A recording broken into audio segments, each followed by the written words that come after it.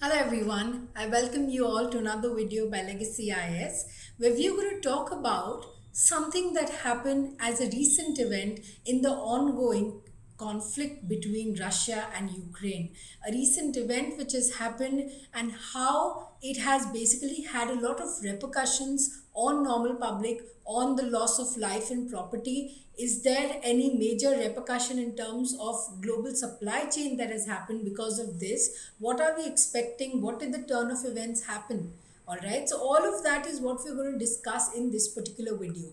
Now, if we look at the situation, basically on 29th of October 2022, we had Russia accusing Ukraine of 16 air and maritime drones, which have basically attacked the civilian as well as Black Sea fleet vessels in the Bay of Sevastopol in Crimea. So, if you look at the map here, the position of Sevastopol is so significant in terms of its proximity to the Black Sea, and this particular event happened whereby such drones have basically attacked the civilian as well as the Black Sea fleet vessels in Crimea.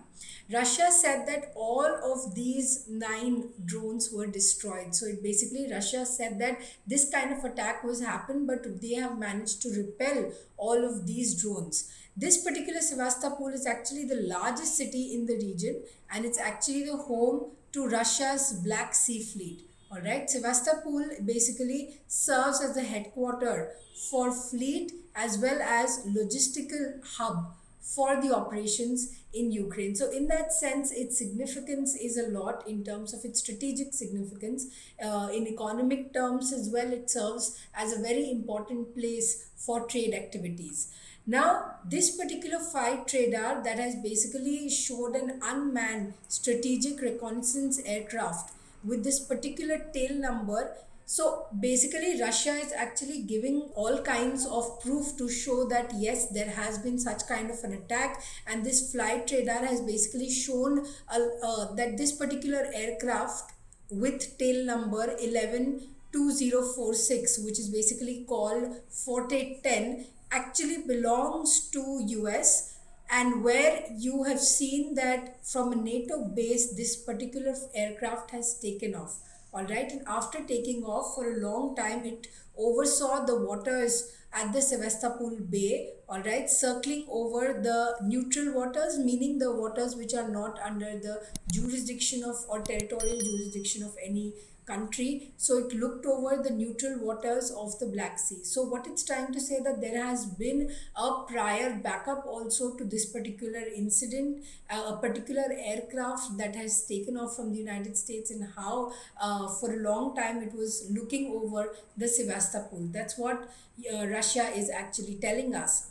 Russia is actually the Russian Ministry of Defense in particular. He said that the attack, which has involved all these 9 drones, all right, and 7 autonomous maritime drones, basically the British specialists are behind them, behind preparing them and training them to carry out this particular strike. In fact, they go on to say that the preparation of this terrorist strike and the training of military personnel of the 73rd Marine Special Operations Center were carried out under the supervision of British specialists in the city of Ochakov, which is in the region of Ukraine. So, in that sense, this is a statement, official statement coming from the Ministry of Defense of Russia.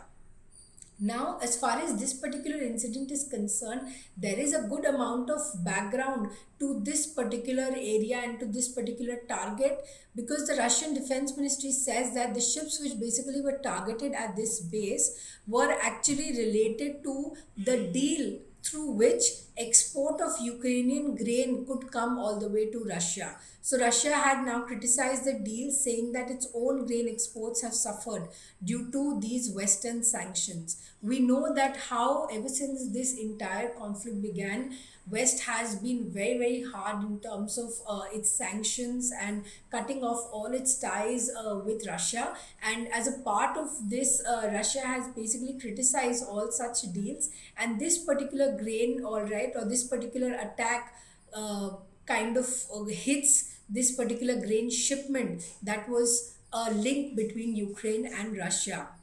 In relation to this particular event, there are also other associated attacks which have taken place in recent times. If we look at early October, we have Russia's bridge, which was linking Crimea to the Russian mainland, which was inaugurated by the president himself, was basically damaged by a blast in October. All right. And again, President Putin actually blamed Ukraine for this particular incident. It was a symbol of this connect that was there between Ukraine and Russia, and that was attacked in a blast. So in retaliation, the Russian cruise missile barrage have targeted the ground stations, all right, which received all the signals from NATO and the US aircraft. So you've targeted the communication. So it's a very planned kind of target. The blame game continues, and in a very strategically planned way, the communications between NATO and Crimea and Ukraine, for that matter, have had been attacked by Russia. And in that sense, what they're trying to say is that. Russia is kind of now going into much more strategic and planned attacks. So Russia has carried out massive these air and drone strikes across Ukraine that has ultimately damaged the power supply. In fact, one third of the power infrastructure is basically getting affected by this. President Zelensky has also said that about 4 million Ukrainians were left without power as a result of these particular attacks. So, in that sense, the Russian military is kind of attacking the public directly by affecting their power source, by affecting their day-to-day requirements, and also by affecting the communication channels between NATO and Ukraine. So, it's also trying to strategically hamper this entire equation. But what has come out of this is that Russia is now attacking outrightly the efforts which Britain have made, and says that Britain is completely involved in it. So Moscow said that this is the same unit which has been involved in the Nord Stream gas pipeline explosion. That particular unit is the one who has now attacked this Crimean port as well. So here, when we look at Britain strongly rebutting any such claims and saying that this is yet another case of false claims by Russia. It is nothing new, it has happened before as well. France also joined this particular bandwagon with Britain. Rather, it's supporting Britain, saying that it did not believe in any of these Russian allegations. In fact, they went on to say that Russia has been engaged in what US and Ukrainian officials kind of describe as disinformation campaign, right? So there's a lot of disinformation, there's a lot of misinformation that is being spread by Russia, and France and Britain together are saying that US and Ukraine are labeling it as disinformation campaign. Lot of unsubstantiated claims, all right? So this blame game and this level of acquisition propaganda, all right, this is continuing, and of course the worst sufferers are the public in this scenario.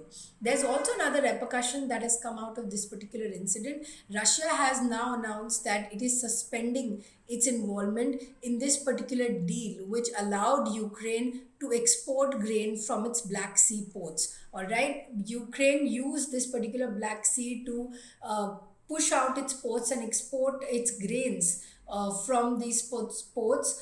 That has been suspended now by Russia after this particular attack. The Russian side, this is especially because the Russian side cannot guarantee the safety of its civilian dry cargo ships participating in the Black Sea, and suspends the implementation of it for an indefinite period. All right. So what it's saying, that the fact that you have, my ships are now being attacked like this, vessels, marine vessels, both civilians are also being attacked. So there's no safety and security that is there. So in that sense, I don't really believe in it. And for an indefinite period, I am kind of suspending it. So this was one of the statements which was being made by Russia as an outcome of this particular incident. Of course, we don't see an end of it anytime soon now. Unfortunately, things are time and again going worse. Multiple stakeholders are getting involved, and the world will see, actually, the world will have to wait and watch the end of this particular conflict, which has been